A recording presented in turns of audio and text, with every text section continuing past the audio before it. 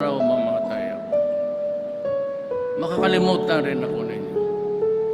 But let me leave you a message that is very important and it would spell the difference between progress and development and maybe a failed country in the end. Ikaw yung taong nahinusgahan at kinatakutan dahil sa iyong katauhang walang iniilagan, kinilala kang palamura at bastos ng karamihan. Tunay na kakaiba sa mga pangulong nagdaan. Tandang-tanda ko pa nung panahong ikay kumandidato. Di ka man yung nangunguna sa debate, di natalo, prang ka man magsalita't may ugaling tarantado. Yun ang naging dahilan kung ba't minahal ng mga tao. Sa iyong pagkapanalo, aking nasaksihan pagbabagong ninasang unti-unting nakakamtan. Maraming adik ang dahil sa'yo ay nagbagong buhay. Iskinitang dating madilim ay nagkaroon ng kulay. Binaga mo ang pader ng mayayamang oligarko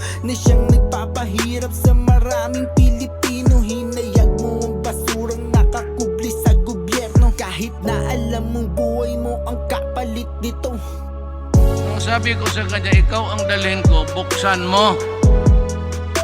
Pagdating ko dito sa Manila, binuksan niya, putang ina. Ang kalaban ko, 6 na general sa pulit. Customs.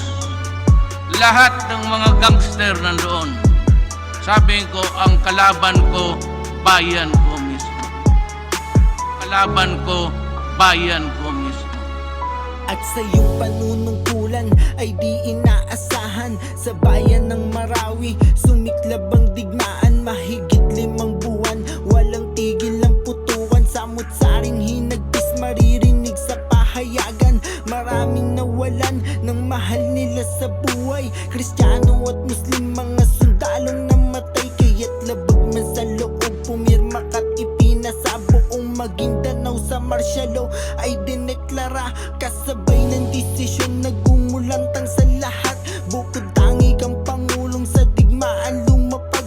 Handang magbuwis ng buhay, katapangay pinamalas. Dahil sa iyong ginawa, saludo ang buong Pinas. At pagkatapos ng digmaan, muli mong ibinangon ang bayan ng Marawi. Ito na siya ngayon, tila ba hindi winasak ng digmaang nagdaan. Salamat po Tatay Digong, di mo sila pinabayaan. Ano ang dapat abangan ng ating mga kababayan at ano po yung mga maipagmamalaki yung legacy ng Duterte administration? Nothing.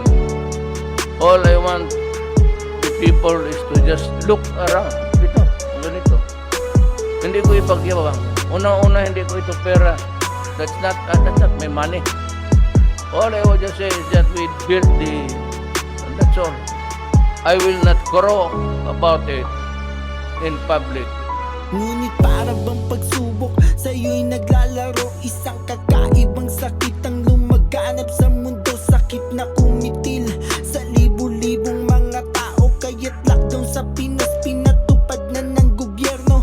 Maraming Pilipino di na nakapagtrabaho. Di alam kung saan kukuha ng pagkain isusubo. Ngunit di ka nagpatalo, gumawa ng paraan. Ipinasa mo ang ayudan sa sikmuray lumaman. Alam naming hirap ka na, mahal naming Pangulo. Sa 2 taong pandemic, kailanman di ka sumuko.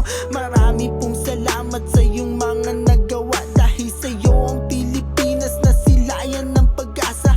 Kung pwede nga lang sana na ikaw na lang ulit. Ikaw na lang sana at wala nang pwedeng pumalit. Kaso hindi po pwede yun kasi ikaw na din nagsabi na baguhin ang Pinas ay malabo pang mangyari. Ngunit di mo lang alam, marami kang nabago. Di lang ang sariling bayan, pati aming pagkatao. Binago mo ang pananaw sa'yo ng karamihan. Dahil sa mabagsik mong anyo ay aming nasilayan. Ang sang-ama na matigas ngunit hindi ang puso.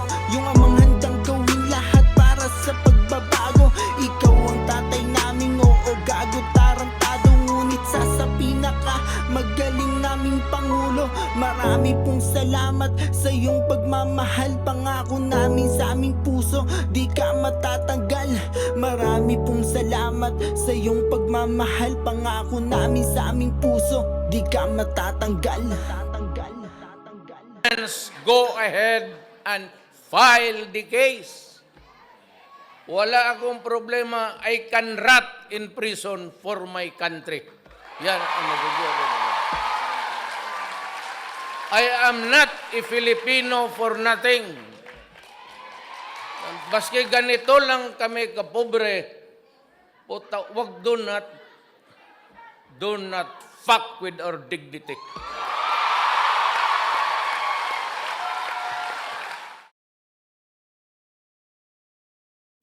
Huy,